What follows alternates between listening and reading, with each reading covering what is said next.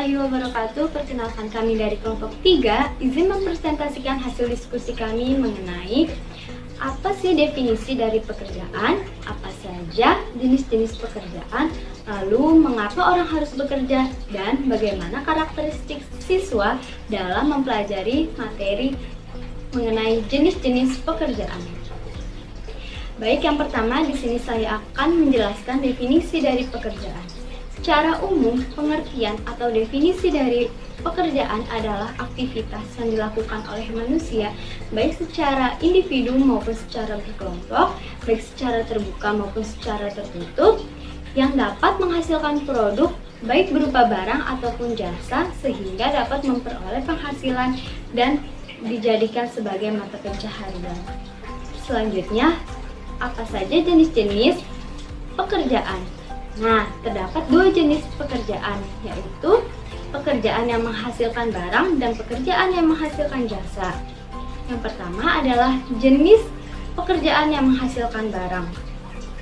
Pekerjaan yang menghasilkan barang adalah pekerjaan yang dalam kegiatannya membuat sesuatu yang hasilnya tampak berupa barang yang dapat dipergunakan oleh seseorang. Contoh dari jenis pekerjaan yang menghasilkan barang antara lain petani, peternak, nelayan, dan lain sebagainya. Nah, dari petani apa sih barang yang dapat dihasilkan? Nah, petani adalah seorang yang bekerja di pertanian. Tentu barang yang dihasilkan adalah padi. Selanjutnya adalah peternak. Peternak adalah seseorang yang bekerja mengembangbiakan hewan ternak seperti sapi, domba, ayam, dan lain sebagainya. Nah, barang yang dihasilkan dari peternak yaitu berupa telur, daging, susu, dan lain sebagainya. Selanjutnya yaitu adalah nelayan. Nelayan adalah seseorang yang bekerja mencari ikan baik di laut maupun di perairan tawar. Barang yang dihasilkan dari nelayan yaitu adalah ikan, udang, atau yang lainnya. Nah, selanjutnya yaitu jenis pekerjaan yang menghasilkan jasa. Jenis pekerjaan yang menghasilkan jasa adalah pekerjaan yang dalam kegiatannya berupa jasa atau pelayanan. Contoh dari jenis pekerjaan yang menghasilkan jasa antara lain yang pertama adalah guru. Guru merupakan seseorang yang melakukan pekerjaan dengan menghasilkan jasa. Jasa yang dihasilkan oleh guru berupa ilmu yang diberikan kepada murid-muridnya melalui proses belajar mengajar. Selanjutnya yaitu adalah supir. Supir merupakan seseorang yang memberikan jasanya melalui keahliannya dalam berkendara. Dan contoh ketiga yaitu adalah dokter. Dokter memberikan jasanya melalui menyembuhkan orang yang sakit. Selanjutnya, mengapa sih orang harus bekerja? Akan dijelaskan oleh saya akan menyampaikan mengenai latar belakang orang harus bekerja. Setiap orang di sekitar kita yang bekerja itu pasti memiliki alasan tersendiri mengapa mereka harus bekerja. Sehingga terdapat berbagai macam alasan yang melatar belakangi orang harus bekerja. Yang pertama, mendapatkan penghasilan. Orang yang bekerja dan mendapatkan penghasilan bertujuan untuk memenuhi kebutuhan hidupnya. Riset internasional mengemukakan dalam industri, kerja dan hasilnya itu dipertimbangkan untuk hal yang mendasar dan signifikan pada kehidupan sehari-hari manusia, terutama dalam kebutuhan makanan dan pemenuhan kebutuhan ekonomi yang paling dasar. Sehingga dapat diketahui dengan bekerja, orang dapat memenuhi kebutuhan hidupnya, paling tidak kebutuhan dasar manusia, yaitu sandang, pangan, dan papan, atau kita lebih sering mengenalnya makanan, pakaian, dan juga tempat tinggal. Namun tidak hanya itu, dengan bekerja juga orang dapat meningkatkan kesejahteraan hidupnya, karena kebutuhan-kebutuhan lain yang menunjang kesejahteraan dapat terpenuhi, misalnya pendidikan, kesehatan, dan kebutuhan lainnya. Latar belakang yang kedua yaitu mendapatkan identitas atau pengakuan diri. Orang yang bekerja itu percaya apabila mereka melakukan pekerjaan dengan baik, mereka akan dihargai dan merasa dirinya itu memberikan manfaat dan apa yang telah dilakukannya itu berguna bagi orang lain. Lalu latar belakang yang ketiga yaitu mencari pengalaman. Orang-orang yang bekerja itu mendapatkan pengalaman yang berbeda ketika mereka menjalani pekerjaan tersebut, dan pengalaman-pengalaman yang mereka terima itu dapat digunakan untuk kehidupannya yang menjadi lebih baik, karena dengan pengalaman yang mereka terima, mereka dapat memperbaiki apabila terdapat suatu kesalahan dan berubah menjadi lebih baik lagi. Lalu latar belakang yang keempat sebagai bentuk ibadah. Mengapa demikian? Karena mereka meyakini bahwa pekerjaan yang mereka lakukan itu merupakan bentuk ibadah, karena bekerja mereka itu tidak hanya untuk dirinya sendiri, namun juga misalnya untuk keluarganya, sehingga mereka memenuhi kewajiban tidak hanya sebatas pemenuhan kebutuhan finansial. Latar belakang yang kelima yaitu memenuhi kebutuhan sosial. Salah satu hakikat manusia yaitu sebagai makhluk sosial, sehingga manusia itu akan saling berinteraksi dengan orang lain. Nah, orang yang bekerja kadang merasa lebih senang, lebih bersemangat, bahkan lebih bahagia ketika mereka bertemu dengan rekan-rekannya di tempat kerja. Mereka menjadi lebih bersemangat untuk bekerja, dan mereka itu tidak hanya bertujuan untuk memenuhi kebutuhan finansialnya saja. Lalu latar belakang yang terakhir yang keenam yaitu untuk membantu orang lain. Orang yang bekerja di sekitar kita dapat dilihat banyak yang membantu orang lain, misalnya tenaga kesehatan yang membantu orang sakit, lalu guru membantu dalam mencerdaskan kehidupan bangsa karena mereka mendidik anak-anak bangsa. Lalu contoh lain yaitu sopir transportasi yang mengantarkan orang bepergian ke suatu tempat. Jadi orang bekerja itu tidak hanya untuk pemenuhan kebutuhan finansial atau kebutuhan hidup, namun mereka juga membantu orang lain, sehingga apa yang dilakukannya itu dapat bermanfaat, tidak hanya dinikmati oleh dirinya sendiri. Selanjutnya akan diteruskan oleh Saat ini, keadaan sektor ketenagakerjaan di Indonesia ditandai dengan tingginya proporsi pengangguran. Nah, tingginya proporsi pengangguran di usia muda pun juga terus meningkat.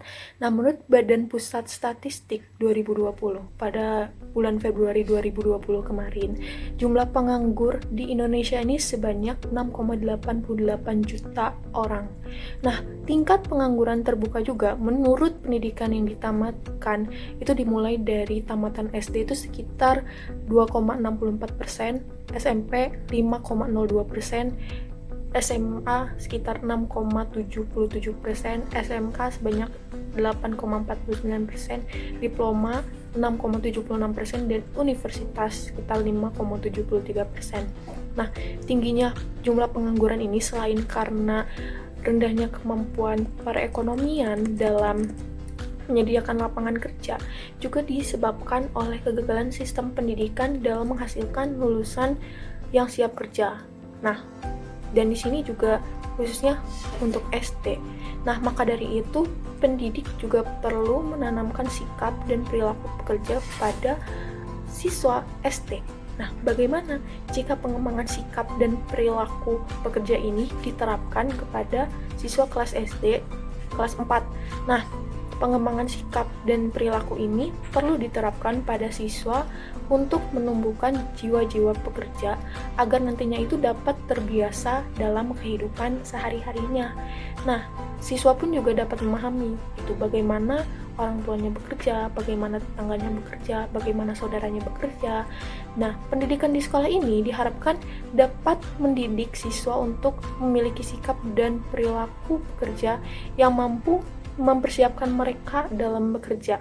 Maksudnya di sini adalah siswa jadi bisa lebih mandiri, bisa membantu orang tuanya bekerja, meringankan beban orang tuanya, dan lain-lain gitu. Dan guru juga di sini tidak hanya memberikan bekal gitu berupa daya pikir, daya fisik, ilmu pengetahuan saja, tetapi juga memberikan bekal berupa daya hati atau karakter kerja yang kuat. Nah, karakter kerja yang kuat menurut Slamet 2011 itu pendidikan perlu mempersiapkan lulusan peserta didik yang memiliki daya hati kerja berupa baik sebagai pegawai, sebagai pengusaha, atau untuk mempekerjakan orang lain. Karakter kerja yang dibutuhkan di dunia kerja itu meliputi etikanya dalam bekerja, rasa keingintahuan, sikap dapat dipercaya, disiplin, kejujuran, mempunyai komitmen, rasa tanggung jawab, respek terhadap diri sendiri dan juga kepada orang lain, toleransi, bekerja keras, hubungan kerja, baik, moral, kerajinan, pengendalian diri, keinginan untuk belajar hal-hal yang baru, dan jiwa kewirausahaan. Nah, dalam pengajaran di sekolah, nilai-nilai karakter kerja tersebut dapat diimplementasikan pada pembelajaran. Strategi dan metode pembelajaran ini dirancang untuk menumbuhkan sikap dan perilaku pekerja pada anak. Nah, pengembangan sikap dan perilaku kerja ini dapat diintegrasikan dalam pembelajaran. Nah, tentunya dalam mengintegrasikan sikap dan perilaku pekerja pada siswa, tentunya guru harus mengetahui dulu bagaimana karakteristik pada siswa kelas 4 SD yang akan dijelaskan oleh Astrid. Dalam mengintegrasikan sikap dan perilaku pekerja pada kelas 4 SD, seorang guru tentunya harus mengetahui karakteristik kelas 4 sekolah dasar. Nah, kelas 4 SD ini memasuki rentang usia antara 10 hingga 11 tahun. Nah, pada perkembangan kognitif, menurut PASE, terdapat 4 tahapan perkembangan berdasarkan kualitatif umurnya, yaitu tahap sensori motor 0 hingga 2 tahun, tahap pra-operasional yaitu umur 2 hingga 7 tahun, tahapan pra-operasional 7 hingga 11 tahun, dan terakhir tahapan operasional formal yaitu 11 hingga 16 tahun. Nah, anak kelas 4 sekolah dasar ini memasuki tahapan operasional konkret dan tahap operasional formal. Nah, tahap operasional ini mengalami perubahan secara positif, di mana terdapat pengurangan sifat egosentris yang ada ketika tahapan pra-operasional. Nah, hal ini ditandai dengan desentralisasi yang baik, yaitu anak dapat memperlihatkan lebih dari satu dimensi secara langsung, dan mereka mampu menghubungkan satu dimensi lain dengan dimensi yang lainnya, sehingga masalah konservasi dikuasai dengan baik. Nah, pada eksperimen PASE yang terkenal yaitu konservasi cairan, peneliti memperlihatkan beberapa gelas dengan memiliki jumlah air yang sama. Lalu, ia memindahkan satu gelas pada gelas yang lebih tinggi. Kemudian ia bertanya kepada anak-anak, apakah air pada gelas yang lebih tinggi memiliki jumlah yang sama, lebih banyak atau lebih sedikit dibandingkan dengan gelas yang lainnya. Nah, anak yang sudah memasuki tahapan operasional konkret, tentu ia sudah mengetahui bahwa air pada gelas yang lebih tinggi memiliki jumlah yang sama. Hanya saja terdapat perubahan pada satu dimensi, yaitu lebar gelas. Tahap operasional formal. Pada tahap operasional formal, anak sudah tidak lagi terbatas terhadap apa yang dilihat dan didengar pada masalah yang dekat, tetapi sudah dapat membayangkan dalam pikirannya dan pengembangan hipotesis secara logis. Lalu perkembangan yang lain juga, mereka sudah dapat berpikir secara sistematis. Pada tahap ini juga, anak dapat memprediksi berbagai kemungkinan yang terjadi pada suatu peristiwa. Nah, dari uraian tahapan-tahapan kognitif, terdapat sejumlah tugas yang dapat menggambarkan perpindahan dari tahapan praoperasional pada tahapan operasional konkret. Nah, yang pertama, mengatur secara serial. Pada tahapan ini, anak diberikan tugas untuk mengurutkan beberapa tongkat yang memiliki panjang yang berbeda. Nah, pada anak yang belum memasuki operasional konkret atau masih dalam tahap praoperasional akan mengalami kesulitan ketika mengurutkan beberapa tongkat tersebut. Sedangkan anak yang sudah memasuki tahapan operasional konkret, mereka mampu melakukan hal tersebut, yaitu mengelutkan tongkat tersebut. Nah, hal ini menunjukkan bahwa anak telah memahami adanya hubungan keterikatan antara kualitas-kualitas objek berpikir rasional antara lebih tinggi dan lebih pendek pada tahap operasional konkret telah disadari. Lalu yang kedua, konservasi.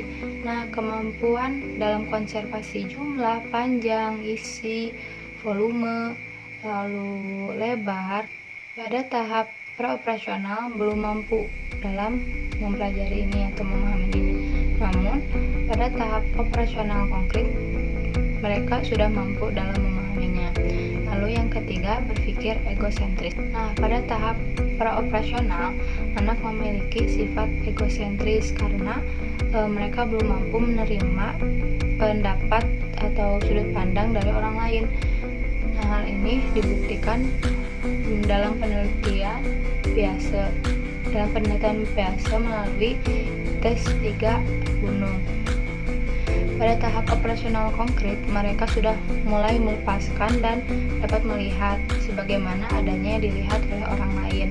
Nah, namun penyataan ini dibantah orang seperti yang dibuktikan oleh Margaret Donaldson pada tahun 1978 dengan menggunakan alat papan menyilang dan 3 geometri atau 3 dimensi sebagai modifikasi dari tes 3 gunung tersebut. Batahan-batahan seperti yang dipaparkan tadi, ternyata dalam beberapa hal anak yang masih dalam tahap praoperasional dapat melakukan tugas yang seharusnya dilakukan pada tahap operasional konkret.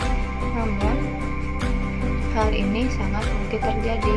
Jika hal ini benar, maka ada indikasi lain yang memungkinkan terjadinya pergeseran perkembangan kognitif pada anak. Indikasi ke arah itu memang sangat memungkinkan karena kondisi lingkungan pada saat itu berbeda dengan kondisi lingkungan pada saat sekarang. Nah, oleh karena itu, berdasarkan karakteristik siswa kelas 4 yang memasuki tahap operasional konkret dan operasional formal, maka perkembangan sikap dan perilaku pekerja pada siswa dapat dikembangkan seperti yang pertama, mampu memandang sesuatu dari berbagai pandangan. Yang kedua, memiliki jiwa kreativitas. Yang ketiga, memiliki konsisten. Yang keempat, memiliki semangat. Yang kelima, memiliki kejujuran. Yang keenam, memiliki keinginan belajar hal yang baru. Dan yang ketujuh, kerjasama tim yang baik. Materi selanjutnya akan disampaikan oleh Saudari Evi. Yang terakhir yaitu karakteristik siswa mempelajari jenis-jenis pekerjaan. Kita ketahui bahwa siswa sekolah dasar merupakan anak yang paling banyak mengalami perubahan yang sangat drastis, baik mental maupun fisik. Menurut Nasution 1993 dalam Saiful 2008, masa usia sekolah dasar sebagaimana kanak-kanak akhir yang berlangsung dari usia 6 tahun hingga kira-kira 11-12 tahun.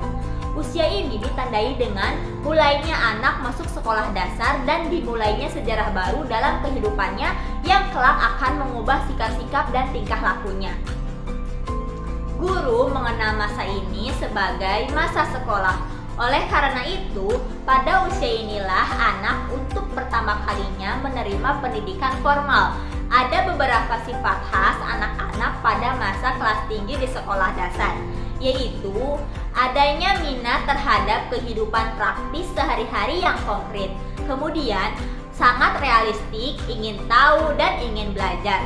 Kemudian, menjelang masa akhir ini telah ada minat terhadap hal-hal dan mata pelajaran khusus dan sifat yang lainnya.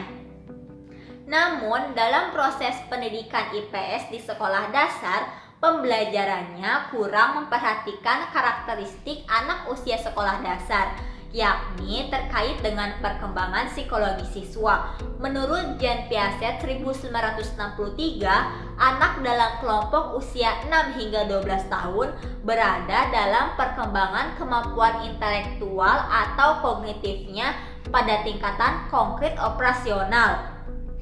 Yang mereka pedulikan adalah masa sekarang dan bukan masa depan yang belum bisa mereka pahami atau abstrak.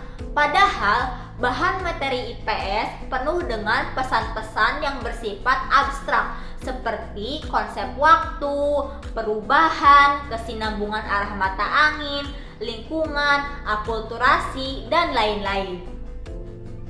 Secara spesifik, materi IPS mengenai jenis-jenis pekerjaan dipelajari mulai dari kelas 4 hingga seterusnya. Pada masa ini, karakter siswa sudah mulai berkembang, namun masih cenderung tidak stabil. Adapun beberapa karakteristik siswa yang menjadi permasalahan dalam suatu pembelajaran yang disebabkan oleh kurang menariknya proses pembelajaran. Menurut Sukanto 2016, dalam penelitiannya menyebutkan yaitu kurangnya interaksi antar guru dan siswa. Siswa cenderung pasif dan kurang motivasi. Siswa cenderung hanya menghafal, bukan memahami materi pembelajaran. Hal ini perlu perhatian dari guru agar bisa merancang pembelajaran yang menarik dan menggunakan metode yang interaktif, agar siswa terlibat langsung dalam proses pembelajaran yang sesuai dengan amanat dari kurikulum 2013 yang menuntut pembelajaran berpusat pada siswa.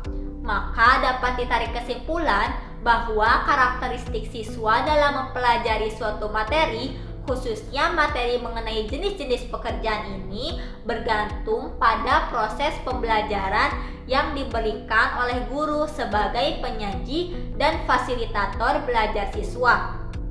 Guru harus menerapkan beberapa inovasi dan kreativitasnya dalam pembelajaran. Siswa akan cenderung lebih aktif dalam pembelajaran, lebih semangat dan lebih antusias dalam belajar, sehingga akan meningkatkan konsentrasi dan hasil belajarnya itu sendiri. Sekian yang dapat saya dan teman-teman saya sampaikan. Terima kasih atas perhatiannya. Wassalamualaikum warahmatullahi wabarakatuh.